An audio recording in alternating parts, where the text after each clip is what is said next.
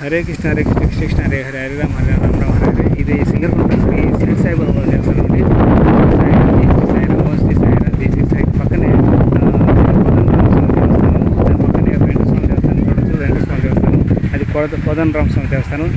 ఇది శ్రీరామ ఉద్ర ఆశ్రమం సింగరకొండ రామాలయం. దాని పక్కనే వెంకటస్వామి దేవస్థానం, దాని పక్కనే శ్రీ సాయిబాబా దేవస్థానం ఉంటుంది. సో దీనికి ఆపోజిట్ మీరు చూడొచ్చు శ్రీ ప్రసన్నాదేవి స్వామి దేవస్థానం ఉంటుంది.